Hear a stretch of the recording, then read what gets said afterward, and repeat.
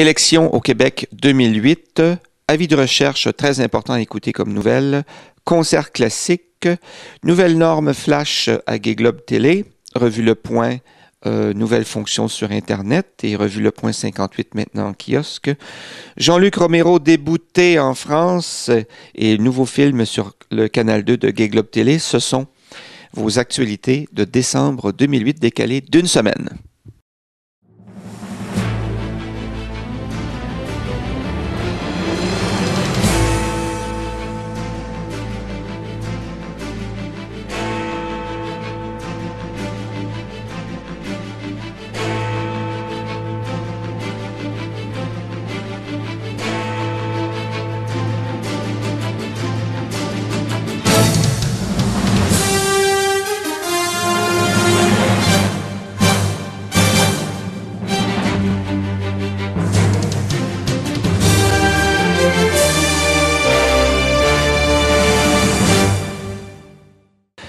Eh bien, bonjour à tous et à toutes et re-bienvenue à ces actualités de Gay Globe Télé pour le mois de décembre 2008.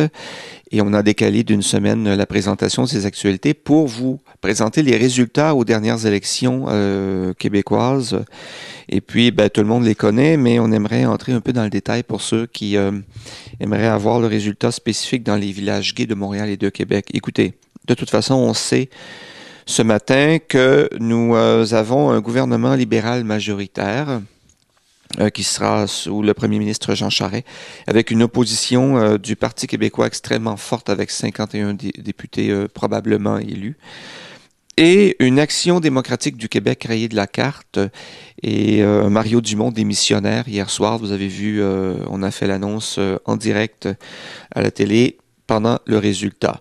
Je crois personnellement que, comme éditorialiste à la revue Le Point, que ce soit un gouvernement libéral ou péquiste, majoritaire ou minoritaire, il n'y avait pas de danger pour le Québec, évidemment.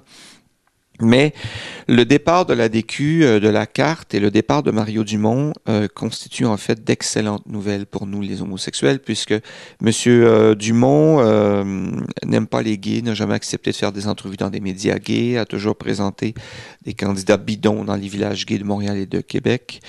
Et la bonne nouvelle aussi, c'est que M. Sébastien Proulx, son député de Trois-Rivières, que vous connaissez sous le charmant surnom de le boudin de Trois-Rivières, faut que je vous le dise, c'est comme ça que je l'écris dans la revue Le Point, lui aussi a été viré par le peuple québécois, qui, me semble, a agi avec beaucoup de maturité lors de ces élections en renvoyant les membres de ce parti. Seule ombre au tableau, par contre, un taux de participation de 56% pour une élection nationale au Québec, c'est terrible. La dernière fois, c'était de 71%. Et il faut se questionner sur, on nous dit que les Québécois ne voulaient pas de ces élections, mais de là à ne pas les voter, c'est quand même assez terrible. À 56% de taux de participation, c'est l'équivalent de la plupart des pays du tiers-monde et des pays dictatoriaux. Ce qui n'est pas une référence très intéressante pour nous. Juste pour vous donner des résultats spécifiques, dans le village gay de Montréal, Sainte-Marie-Saint-Jacques, Martin Lemay pour le Parti québécois a été réélu avec une assez forte majorité. M. Prudhomme du Parti libéral est arrivé deuxième et le Manon Massé de Québec solidaire est arrivé troisième avec seulement 3000 environ électeurs au total. Et on avait, vous vous souvenez, mis en garde la population à propos de Manon Massé, qui est une personne qui utilise des tactiques d'une ancienne époque, un peu communistarde à ses heures et un peu magouilleuse. Le village a choisi de ne pas donner de chance à Manon Massé, ce qui est probablement très sage. C'est une personne qui constitue un danger de corruption très élevé pour le village gay de Montréal.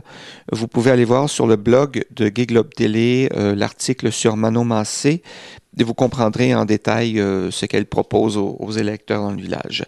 Quant au village gay de Québec, une agréable surprise qui n'est pas vraiment une surprise, Agnès Maltais, qui était déjà députée du Parti québécois pour le village gay de Québec, c'est-à-dire la rue Saint-Jean et tout le centre-ville de Québec, elle a été réélue.